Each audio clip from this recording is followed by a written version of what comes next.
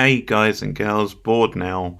Back with you. On this video I'm going to be talking about Star Trek Strange New Worlds Season 3 Episode 6. The episode is called The Shat Who Ate Its Tail. Full spoilers from the start of this review as always, and please give the video a like on YouTube if you're enjoying it. Also share me out on social media. Make a comment on the episode, and you can also subscribe to the channel. Another really solid episode. It's one of those episodes I guess they were always going to do on this show, where they're giving you a scenario where you're seeing Captain Kirk for the first time, or at least James T. Kirk in this version being put in the firing line, where the ship which he is doing his training on, the Sehlat, is under attack. The energy is fading. The acting captain is in sick bay. He has to take over the ship and decide what to do. Pike and his crew come in to rescue them. They lose communication with the Enterprise, because originally the Enterprise is just going to beam them up, and you have this moment of Pike saying, I know you want to stick where you are, your own ship, but this is the most sensible thing to do, and Kirk agrees. But then they lose communication, and both ships are under threat from this scavenger ship who's essentially eating things up is the context of it. Both ships have to find ways to restore communications, restore energy, because the Enterprise is also fading. So you've got involvement from the Carol Kane character, who has to try and come up with ideas. You've also got Scotty, who plays quite a big role. And you've got the stuff on the Sehlat, which is Kirk essentially trying to grow into a leader, trying to find his confidence in that role. And one thing they do, which is obviously very convenient, but it's what they're going for in the episode, is it just so happens that everybody who is left over on the Kirk ship are characters from the original series, so characters who would be on his ship in the future. So you've got Nurse Chapel, you've got Spock. We get some big Spock Kirk moments in the episode. You've also got Scotty. Little beats where Kirk is getting a little bit too cocky at times, so maybe tapping a bit into like the William Shatner Kirk that would go on to be known. And he's sort of thinking his plan has worked out despite people doubting him. He even has a moment where he sits in the chair in a Kirk-like way, and he's all very confident, but then things go all wrong, and he has a crisis of confidence. He loses his spark, he loses his confidence, and the others have to come up with a strategy and also have to give Kirk like a pep talk. It's a good episode, I think, for the most part. Like, It's funny, really, because I know with fans, the other Kirk has been a lot more popular of the two on the show, and I can definitely see why.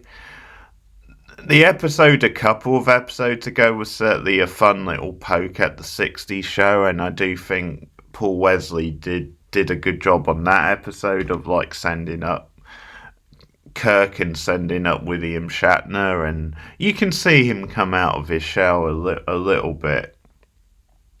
And I think for a character-driven episode, this is perfectly fine. Like, I can definitely see how he's a little bit of a pale imitation of Kirk, and I can definitely see how, yeah, this is like playing to the fans maybe a bit too much, but as a one-off episode, I think it works quite well. Scotty with the whole, our best hope is just to stay here and just to hope the scavenger ship doesn't eat us, because we're not very good. Because he has that cheeky comment at one point where he suggests the ship is scrap, then it's not going to appeal very much. Then because he says really they could have just loaded us up in their pouch at some point, but maybe it's just because it's all a bit naff almost. And again, I think that goes to what the episode is playing with this idea that Pike and the Enterprise is the more complete model, and like is the more with it, and would be something which the scavenger ship may be more interested in taking, with different strategies which are suggested to Kirk. And as I said, he just has a crisis of confidence. It makes a lot of sense, someone who's put in this position for the first time and didn't really expect it, and when his strategy didn't exactly pan out, he suddenly, because he's almost being quite blasé about rescuing the Enterprise as well. Like, he says, yeah, of course we'll do it, but it doesn't seem to be like a serious thing which he mentions. Like, he's being way too sort of cool and casual. Nurse Chapel says, I'm acting medical officer on the ship, but like I can deem that he's unfit to run the ship, and we can take over. And that's where Uhuru jumps to Kirk's defense, because she says, well, he got me through a crisis of confidence recently, so I believe in him. And like, I don't think we should make rash decisions. We should hold off on that and maybe put a little bit of faith in it. So that's a nice little callback to another episode, Spock motivational speak, which kind of brings Kirk back. In this scavenger shit just so much to eat, then it basically eats its own tail. So we'll be ready when it finally does come. And that leads to some fun lighter moments when Kirk starts relaying this plan, and they're all like, okay, yeah, that's pretty out there. They need to have communications between like Bender and Kane, and with people like Laran, and with Ortega's, because the Enterprise is trapped. They're locked on this other ship, so they have to find a way to fly out of there. Carol Kane's character comes up with this ingenious idea, this quite wacky idea to do with these old phones. Because she says 1980s, which of course in this universe, that's now considered ancient because they're so far in the future. So them through these old things, and so it's this idea of going back to a very old school way of doing things if the modern technology, or the future tech in this case, fades and cuts out. So it's an ingenious idea. It's like a wacky concept. It's almost like thinking outside of the box. And it's this idea of maybe something which people who are into like current technology maybe not on board with. They might be, well, how is this going to work when we're set up for this? So it's a fun little quirky scene where they get in these like traditional phones out of like these boxes, and there's a funny line about like Carol Kane's character. It's like, well, I've not done something like this since I was roadie for the Grateful Dead, or the Dead as she says, years ago. And like, so it's Ortega's line or something. It's like, you were dead or something, or you knew someone who died, and not getting the reference. So that was a pretty funny exchange. And yeah, that's how they communicate later on in the episode. They're talking to each other on these phones from different parts of the ship, and it's almost this idea of rewiring the ship's communication. Ortega's can communicate back and forth and can say, okay, bring it up a bit here, bring it down a bit here, and finally they obviously escape. They come up against the people from these other crew who they keep a mystery till very late on in the episode. For some reason they don't kill Pike, and he's asking his number two, well, why didn't they kill me?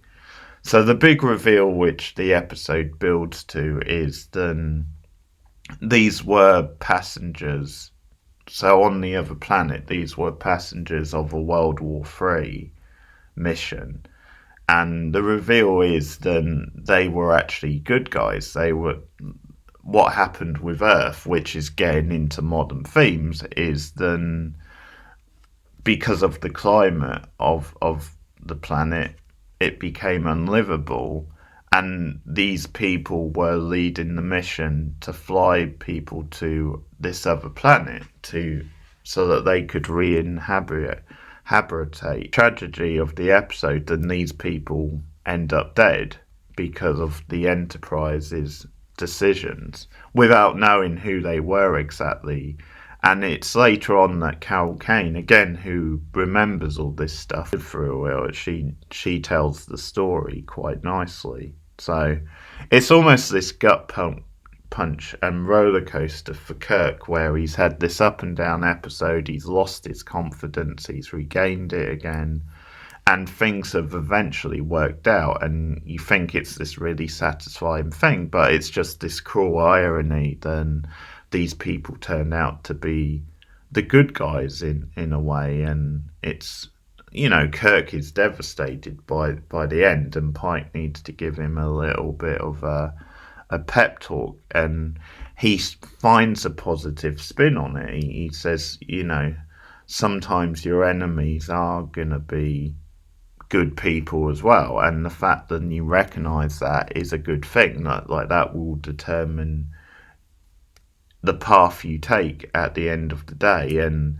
also he says you need to make your own decisions, and you need to stick by them no matter what the consequences and the fallout is. So he's giving him good advice really in being a captain. Like, then you've got to stick to your gut, you've got to stick to your instincts and defend your decisions no matter what. So I also like that. I like how somber the end of the episode is. Again, it's something they can do a bit more in like a modern Trek show and be a bit bolder with that stuff. And I like, you know, Pike almost putting his arm around Kirk. I mean, not literally, but like giving him this sensible advice at the end of the episode. So it's a good episode. I mean, once again, I can see that people aren't really that on board with this version of Kirk, and I'm not saying like he's the best. I can see how Chris Kirk is a little bit more likable, and probably that actor is a bit more engaging to watch. But you know, I think Paul Wesley has come out of his shell a little bit in this third season, and is having a bit more fun in the role, and there's definitely some good character stuff. It's just one of those where I wouldn't want them to do an episode like this every week, but I do think as a one-off it's a fun little episode, and it sort of uses the crew quite nicely. Like I said, you have Cal Kane is very effective in the episode. Also, Scotty has a decent episode. So, yeah. That's the episode anyway. Let me know what you guys think of it in the comments below. Like and subscribe as always. Share me out on social media.